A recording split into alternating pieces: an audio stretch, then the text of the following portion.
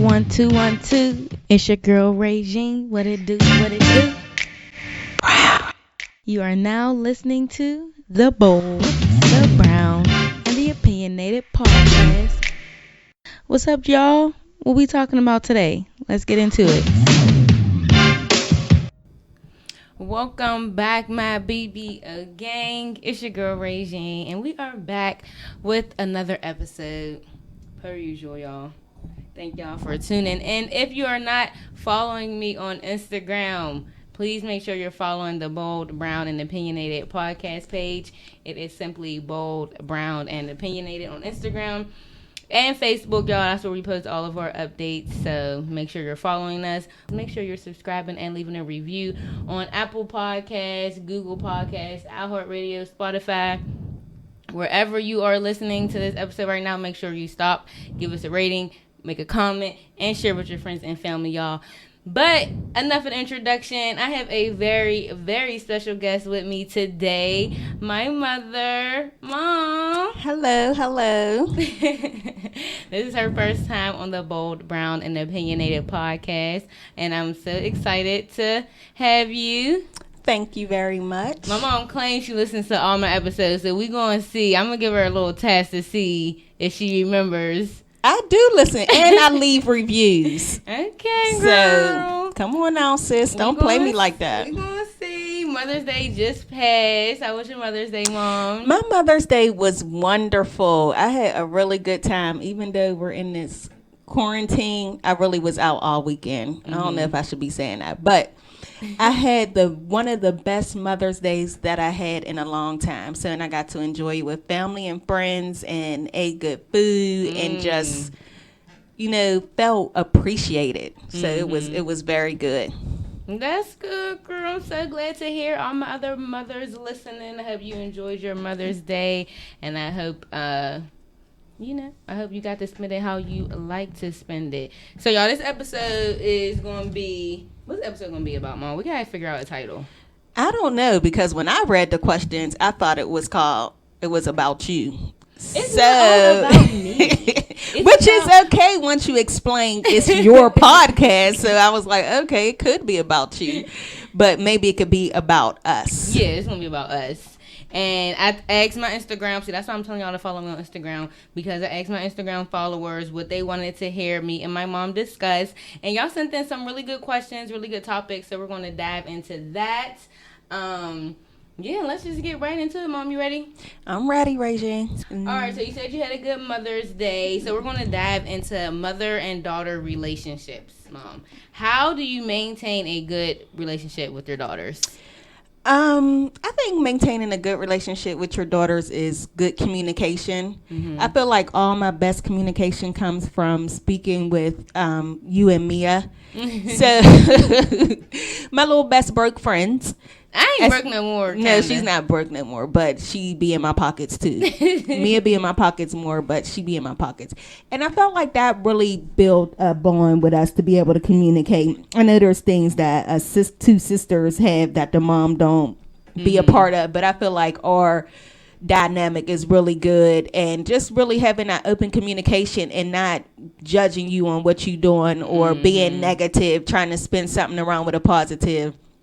So I feel like that's one of the key points of having a good relationship with your daughters, having that open communication. And, sometimes there has to be growing up. With me and Regine, she's older, so we could talk about more things than me and Mia, which is younger, and having that boundaries, because they know if y'all step out of line, I'm like, who's the mother?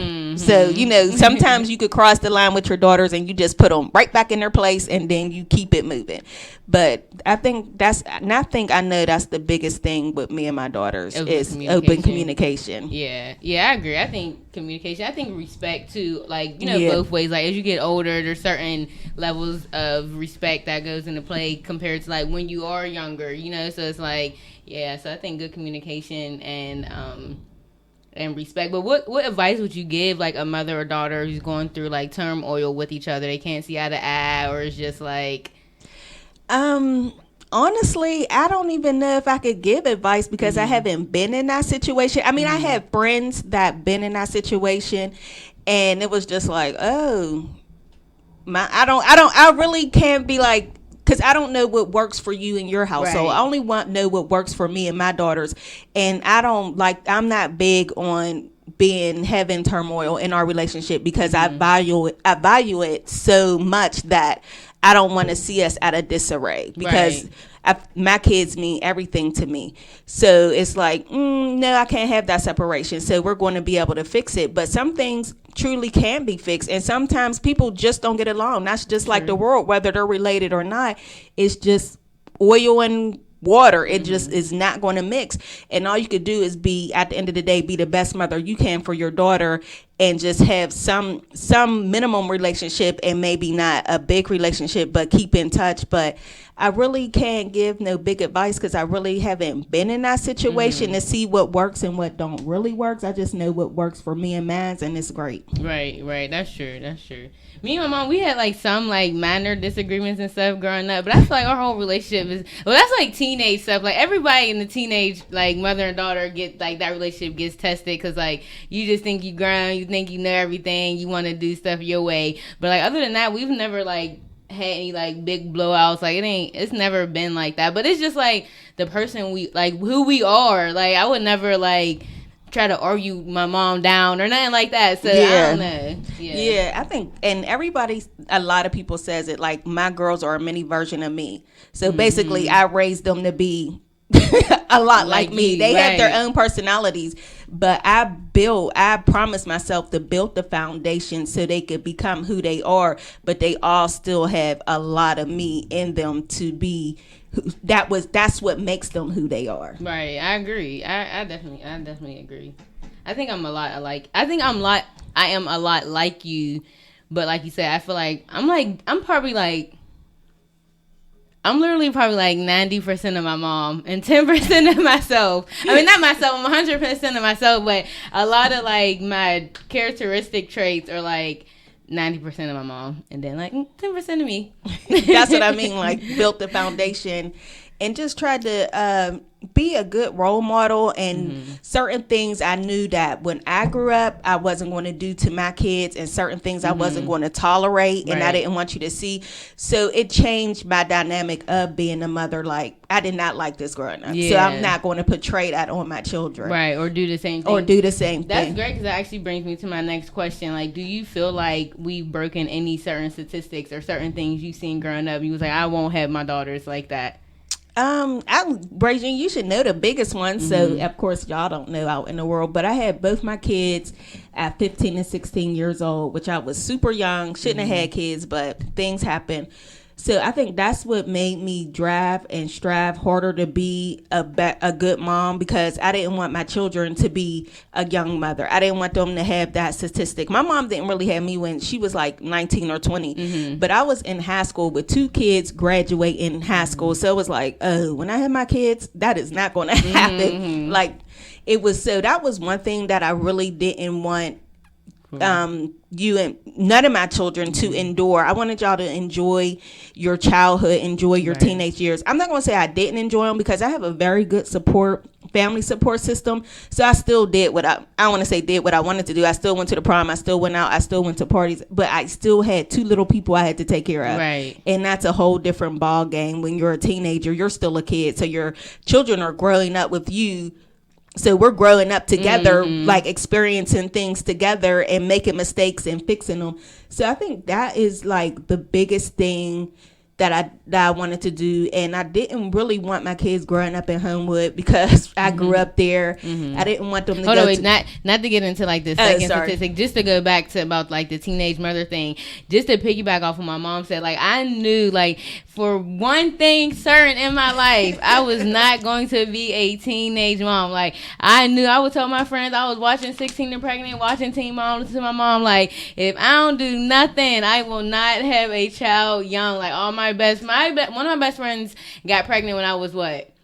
I was 15. I was 16 when my other best friend got pregnant. And I'm trying to think.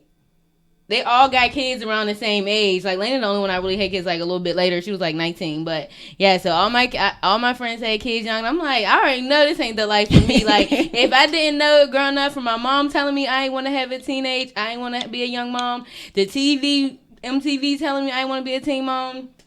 my friends definitely showed me I did not want to be a teen mom, and I felt that. But yeah, I just wanted to piggyback off of what you said. Yeah, it's hard. Yeah, Being a parent in general is hard. So just being a kid and a parent is even harder. So right. it's like piling stuff on top on top and top. So it is. It's not being a parent at any age is not easy because every child is different. And I always say there's no book to this. You learn as you go. There's books out there, but you have to adapt to your child and what works for them. Right. A book can't tell you that if your child is like this is what I need to do. You have to learn them as they're learning you to know how to treat them and what works and what will not work. Right. No, I agree. I definitely agree with that. Did you want to go back into what you were saying about Homewood or not? Oh yeah, Okay. That was the other thing. Like I knew I didn't want to grow up in Homewood either. Like we lived there for a little bit, and I didn't want my kids to go to an all black school because I feel like, and I always used to tell Regine this. I was like, the world is not just that. The world is mixed with different people, and you have to be able to get along. Like I love going to Westinghouse. I thought it was a great experience, but I didn't want to expose my kids to that either because I'm like, this is not the real world. When you go out into the workforce, you're not going to be working with just one race. You have to be able to get along with everybody else. So that was another thing that I really wanted to do also. Yeah. Get us out the hood. Right? All right. So what do you feel like, do you believe in generational curses, Mom? Or do you believe in like generational miseducation? See, I like the way you put that. I think it's general miseducation because I don't think there's a curse on anybody's family. I feel like if you're growing up and you educate the next generation to not do what you did and show them the cons of having a baby at 15, having a baby at 14, then that stops that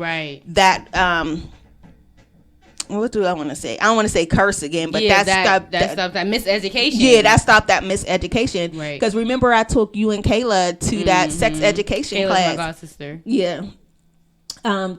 Took y'all to that sex education class. Like, look, this is real. Like, I can't sit there and hide this because I felt like I wasn't educated on it the way that I should have been. So I definitely, with my children growing up, I wanted them to be as much educated as possible. And look at it now. You or Kayla don't have any children, which I'm so happy because I never want to be a grandma. Y'all hear that? Y'all know y'all heard me say it on my podcast before. Let's get into this, Mom. Why do you never want to be a grandma? Mind you, there is probably 100% chance my mom will be a grandma. She has 3 children who can possibly have kids. So I would love to know, Carmen, why you don't want to be a grandma. I already know because we already had this conversation. But tell the BBO gang. Yeah, so BBO gang, I don't want to be a grandma because I had kids all my life. And I know they're not my children, but I know I'm going to love them like they're my children. So I'm going to want to have them and keep them, especially when they're little babies. Like my cousin has a baby and I'll be like, oh, I used to get her a lot. So I'm like, oh, if my kids have kids, I'm not going to feel obligated to have them. I'm going to want them and want to nourish them and want to just be around them. So right now, I don't want to have any grandkids. I want to just live freely because I know that they'll have kids and it's going to be more on me, not on them. Why do you think it's going to be more on you? I explained it because them. Yeah, I explained it because I'll feel like I want to be with them and be around them and just that loving feeling to have, with a baby. So it's not nothing against my children not having kids. It's the fact that it's more me that I know I'll be wanting to be around and be like, oh, let me see the baby, stuff like that. Especially I'll be empty nesting in like a couple years. So if it do happen, I know I'll probably be lonely. Like, there's nobody here. I'm not getting a dog. I am getting a cat. So you gonna be ready when you're 65 and you retire? I want to retire before then. Okay, but whenever you retire, that's when you'll be ready to be a grandma. Yep. Probably not, because I'll be traveling. So our family. So you raised 2 amazing women, and we can't pass that along to nobody. Y'all hear that? My son's amazing too. I know, but I'm just saying, like, I'm talking about his daughters. Like, you raised 2 amazing daughters, and it's like, we ain't gonna be able, that means the amazingness of the woman in this family ends with me and my sister. Hey, I'm happy and proud about it. I know, it's a shame. Don't judge me. Y'all be in them comments, y'all. Get her in them comments. Don't judge me. I know people's going to say it's a wonderful thing. I hear it all the time. I'm glad y'all like it. I know. It ain't for me either. I'm still on the side if I'm having kids. I'm like, listen, especially during quarantine, Mom, what would I do with a kid right now? Like, I would be so mad every day if I had a kid. It can't go to daycare. It can't do nothing. You gotta cook through that. Like, We all know how Regine's life is. She's on the go 24/7. I'm really not on the go 24/7. But she likes to get up and go and get up and do things. And when you have a little baby or a child, you cannot do that. You have to feed them. You have to bathe them. You have to take care of them. It's too much. And that's that's my favorite parts about life. Is not being needed. Like, if I have a kid, I'm just like, your entire being depends on me. Like, I'm just tired already thinking about it. But if I were to become a mother, what advice would you give me? If Regine was to become a mother, I can't even imagine myself as a mom. I know I can't even imagine you as a mom either, but I know you'll be a great mom. I think my best advice is, like I said earlier, you have to learn your child and have them learn you and build that relationship that I built with you. So you, like I always say, you have the foundation, so you have to adjust your life and your style to your child so y'all can learn each other and build a good relationship that carries on to the next generation. So I feel like you'll be an excellent mom. Yeah. Dog mom. Yeah. I'm okay with a grand dog parent, I guess. You'll be a grandma to the dog? Yeah, I'll do that. I told him I wanted to get a dog. He's like, it'll be your dog. You'll be the one taking care of it. I'm like, we should get a dog and together and it'll be our dog. He gonna say, no, because I know I'll be the one taking care of it every day. Like, who cares? That's a true statement. So I'm gonna have to agree on Daunting with that. Regine. Wow, y'all my own mother. Regine is very spoiled. Whoever out there that knows her personally, she's very spoiled. Do you have a favorite child, Mom? No, I seen that question on the iPad, and I was Somebody like, on Instagram asked me that. Yeah, nobody has, as a parent, really shouldn't have a favorite child. They have children that there's one or there's something about them that you like the most. Mm-hmm. So in each of them, like I like Teddy because he's super smart and just he's a laid back. He's laid back. Yeah. I like Mia because I feel like, well, I know all my children are intelligent, so I feel like I like them the most because they're very intelligent. I like Regine because she's very outgoing and speak her mind. I like Mia because she's very detail oriented and research oriented. So each part of them has favorite parts about them that I really like. But to say, oh, that one is my favorite, no, it doesn't work like that.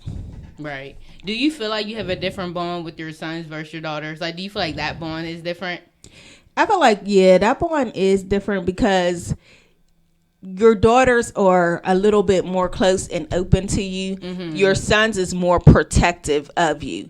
So they have that protective feeling about, like, that's my mom, don't mess with her. Mm-hmm. And then they can be open, but they're usually not, well, my experience, not like that. But with your daughters, it's a lot more, you could do a lot more activities with your daughter than your son. Like, we're going to go get our hair done. We're going to go get our nails done. We're going to go get our feet done. With your son, you say that to him, he's like, what the heck is going? Depending on your son, because I've been in the nail shop and there's been boys getting their feet done. So I don't know. Yeah, I know my son's not doing that. So there's like certain things that you do with your son that you bond with, but as a woman, it's like, okay, I'm just doing this because he's doing it. But with your daughter, you're like, yeah, let's go to the nail, let's go to the mall, let's do this. So it's just like different. More similarities with like you and your daughter versus like you and your son. Yeah, like your son, you can lay on the couch and just watch a movie, and that's like great bonding time.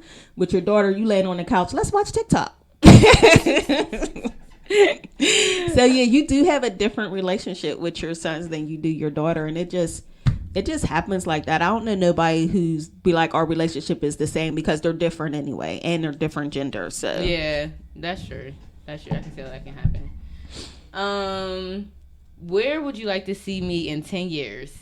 So it's 2020 and 2030. Can we do 5 years and then 10 years? Okay. So where would you like to see me in 5 years? So I guess in 5 years, if you're still in Pittsburgh, more I feel like if you're still working for UPMC, moving up the ladder and doing different things and being more active in your position that you have, and making a name for yourself in the department. Because even when I walked past and she's like, Regine, what do you think? This is her baby. Like, making sure everybody recognize that you're in the room and being able to speak up to say, I'm in the room and I need to be heard. So I feel like you're very progressing into that stage. You know what I mean? So in 5 years, I feel like if you're here and that's what it is, to be more progressive in that and get the position and get the money that you want. Right. But when I say 10 years, I hope you leave Pittsburgh so I can have somewhere. Lord, I hope I leave Pittsburgh before 5 years. Yeah, have somewhere to visit. And again, being successful and striving to be better, building your podcast, getting subscribers, and just, being the special person you are, Regine. Thank you, Mom. Want to know where I'll see you in 5 years? What?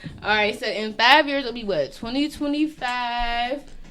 How old will you be? Let's not reveal that. All right. So in 5 years, Mom, I just see you in a new beautiful house, living your best life. Probably with a new man. Or like a new man.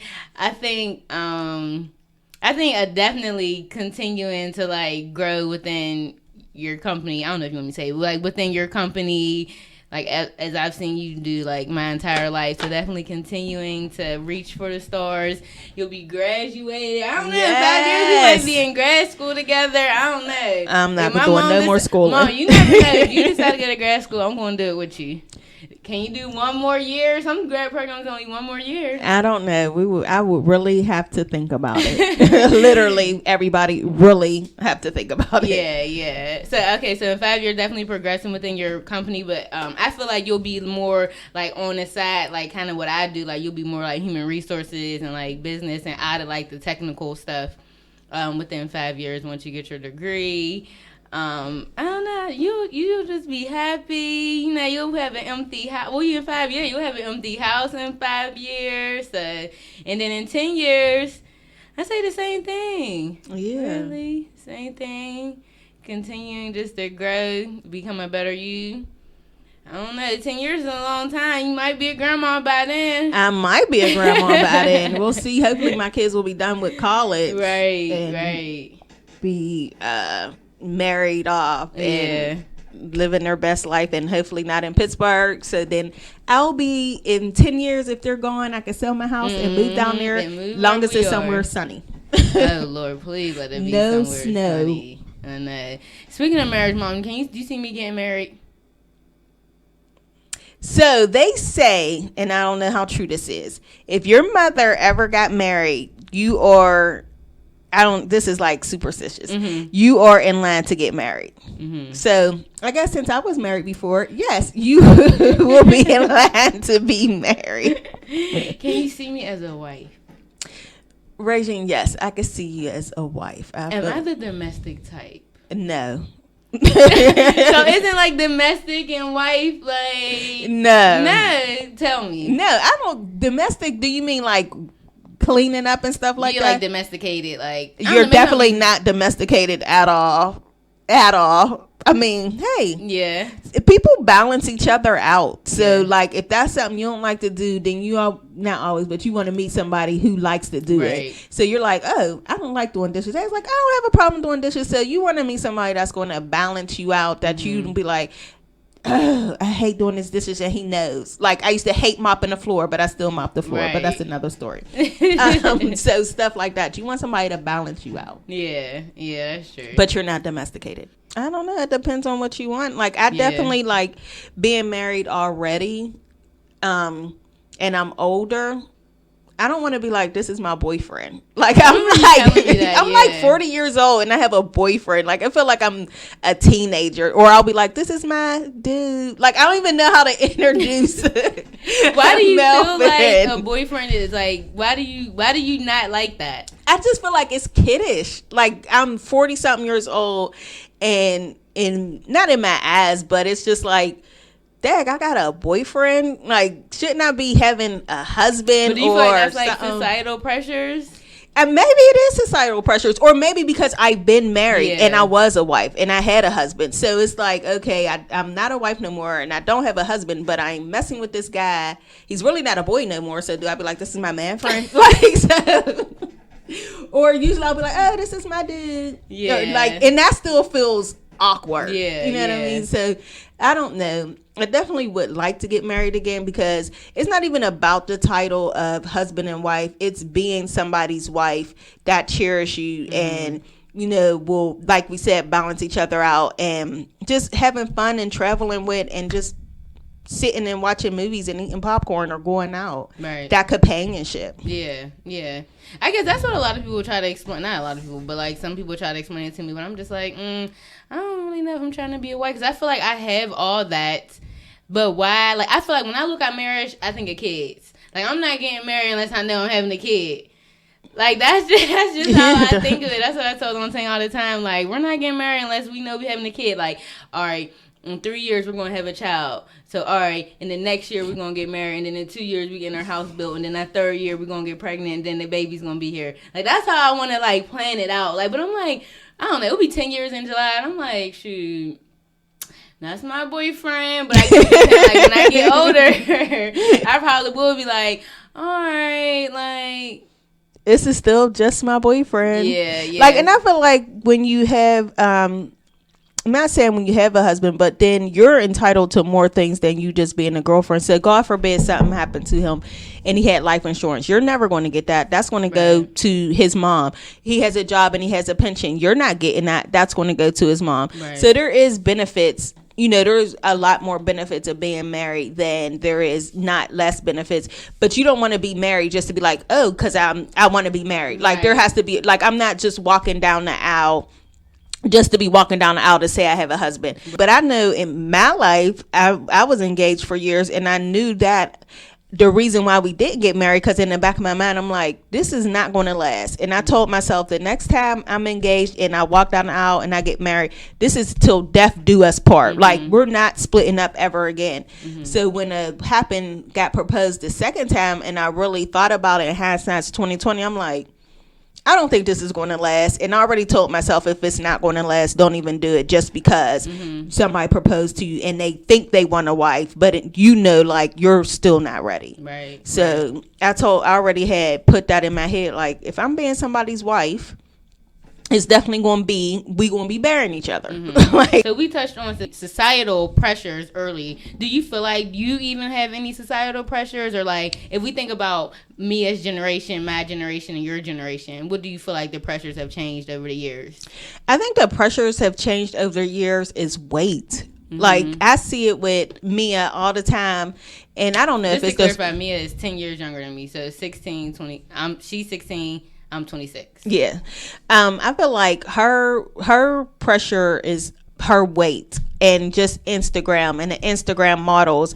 And growing up, like, nobody really care how you looked. Like, with you growing up, you wasn't like super skinny or super big, but you didn't really care about how you look or anything like that.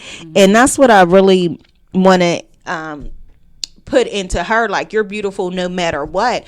But then we have society saying, you're beautiful if you're a 2, you're beautiful if your hair's this way, you're beautiful if your skin's this way. So I'm from 10 years apart from now, I'm fighting this internet all the time, trying to tell her how beautiful she is, tell her how smart she is, so she don't hear that from anybody else or believe because she doesn't look that way, she's not beautiful. And I feel like with you growing up, it wasn't, I don't want to say as hard, it wasn't as many pressures. Like, and I felt like you were a more stronger personality and willing to leave stuff alone and take it with a grain of salt and keep on moving. And unlike this generation, it's like everybody's feelings hurt. You could look at me the wrong way. Oh my gosh, she looked at me funny. My feelings is hurt. So I'm trying to build her up more to be able to take these hits and keep it moving. Like with you, like I remember with your 2 little friends that y'all had the little group with, and then they turned on you, and I was so sad and disappointed, but you was just like, okay, mom, it's over. And I'm like, they were your friends, they stayed the night in my house. But it made me so much more prouder of you, even growing up now, that you're willing to leave people behind because they're not treating you right. So that's what I want to show with Mia. Like, just because they're confining you into this box, get out that box. Right.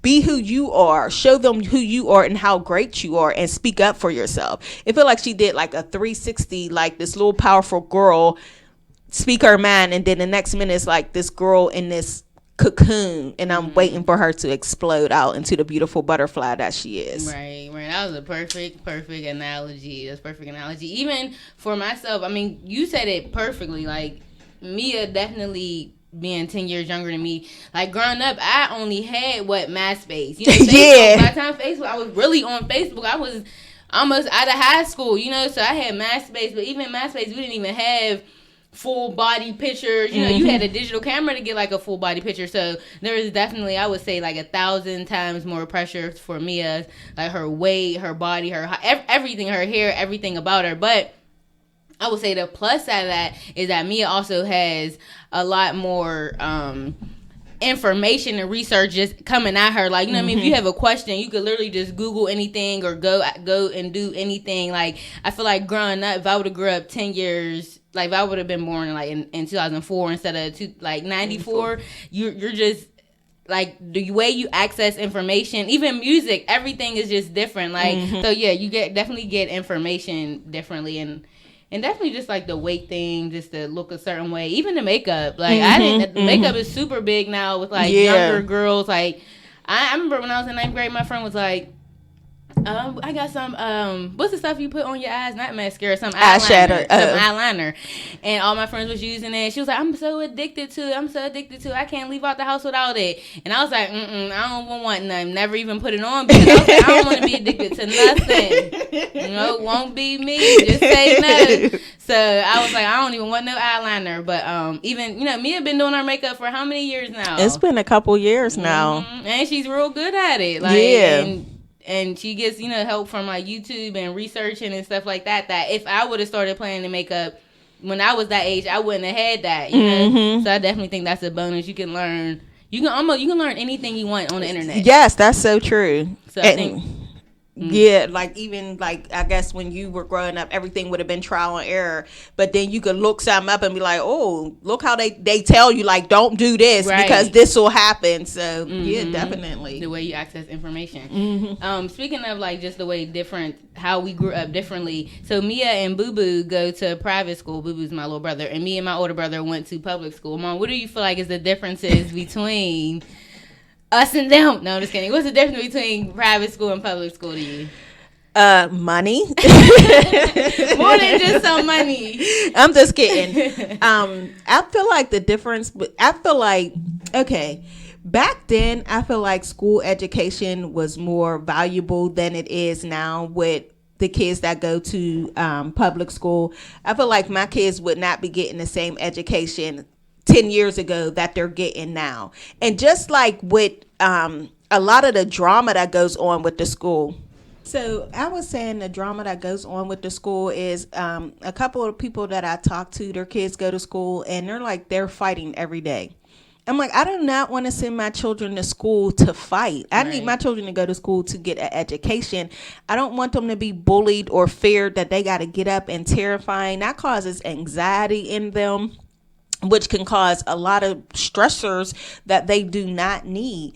So even them going to private school, it's not that much stress. And they do go to school with people who are... It's a different kind of stress. Yeah, it's a different kind of stress. And they still go to a private school with people who are not like them and they don't care. They're not being judged on what shoes they have. They're not being judged on how they look or how their hair is.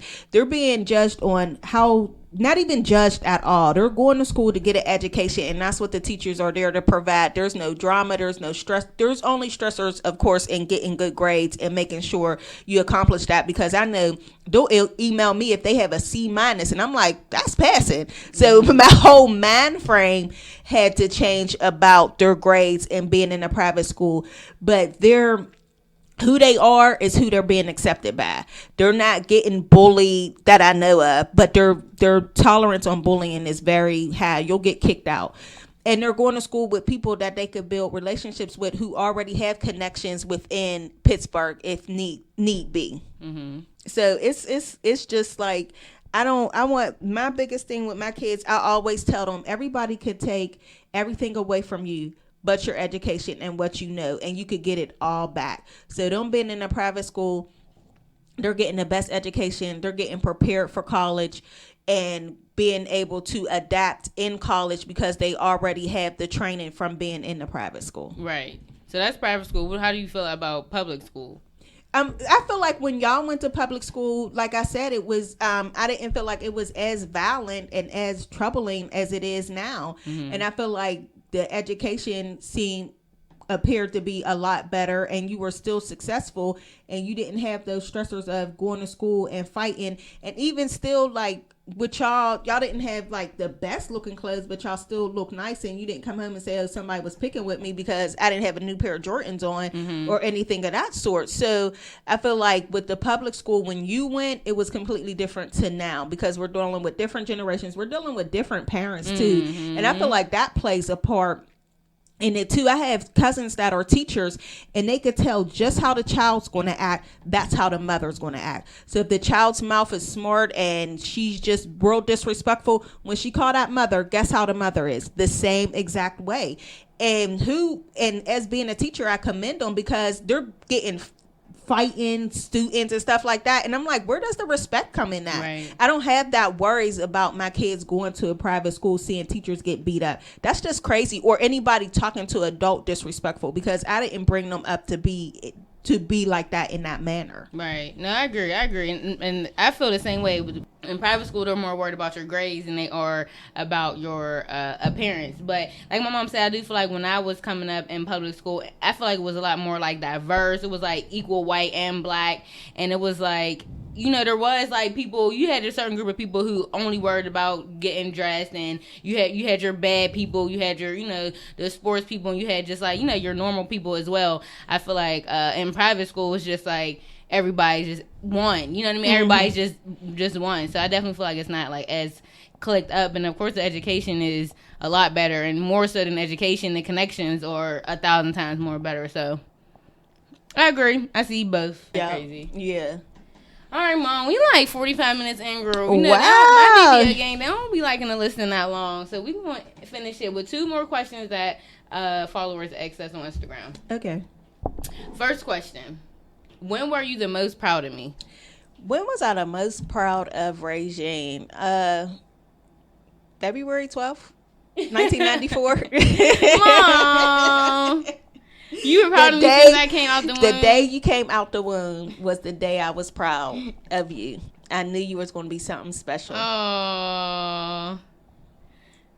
What's the worst thing I ever done? I was really a good child. I told people all the time. No, she was not a good child. She was a crybaby. She cried. That doesn't count. She cried all the time. She cried a lot.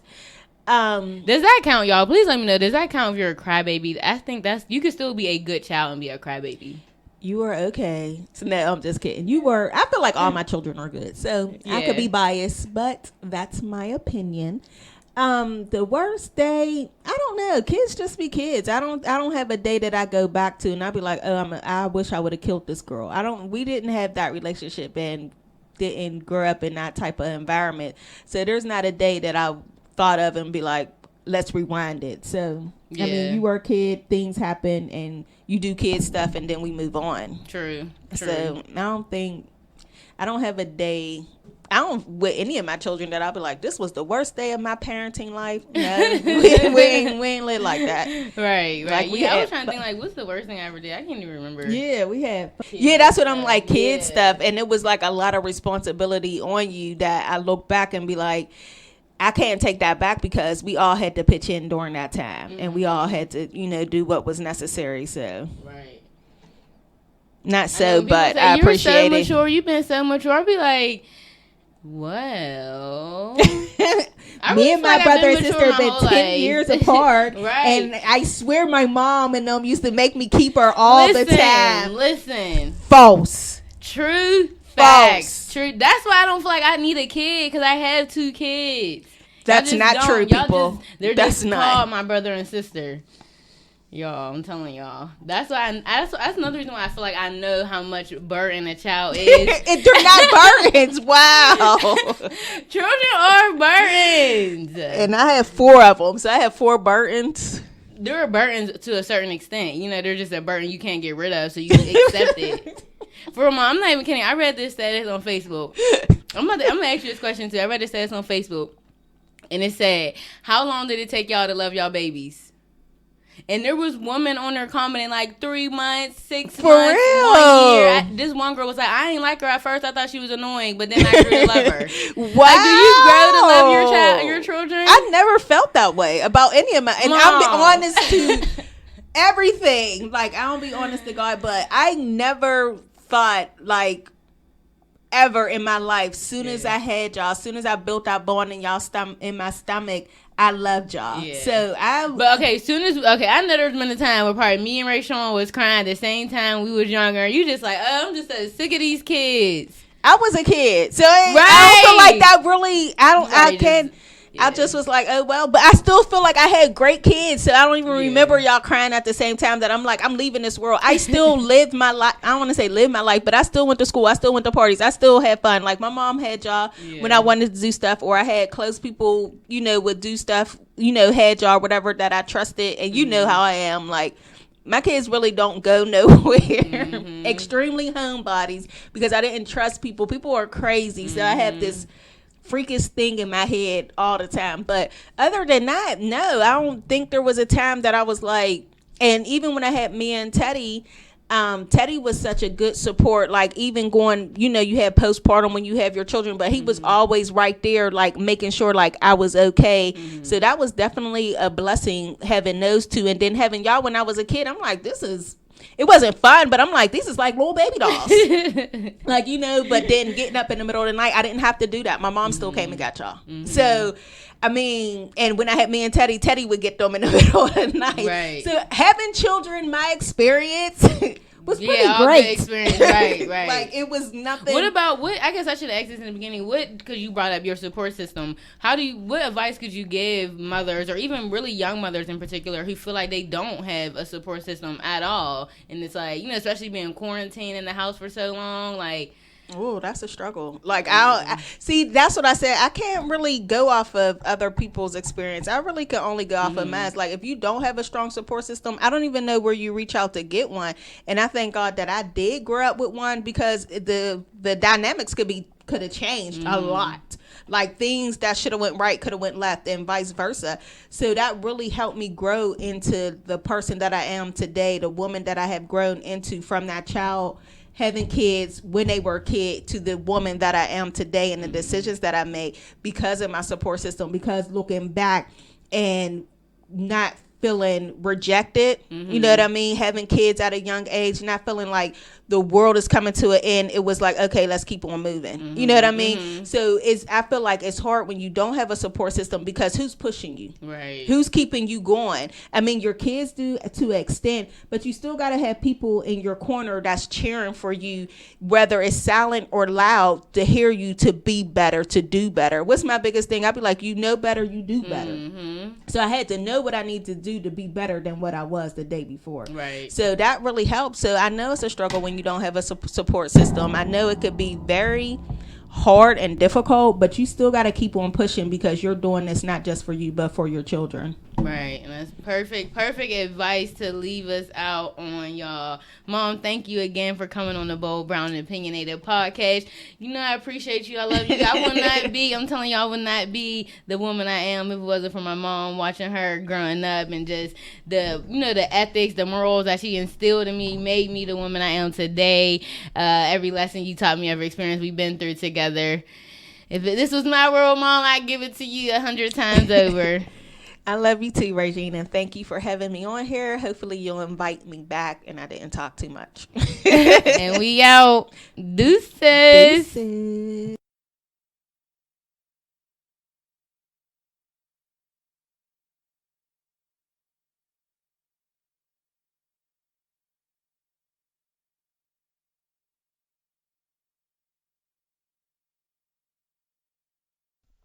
Lastly, I want to encourage my listeners to be all that you were meant to be with your boldness, to love the skin that you're in with your brown, glowing melanin.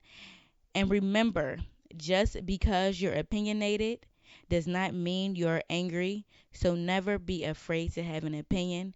And before I go, please follow The Bold, The Brown, and The Opinionated podcast on Facebook and Instagram for all your podcast updates. And until next time, my BBO gang, deuces.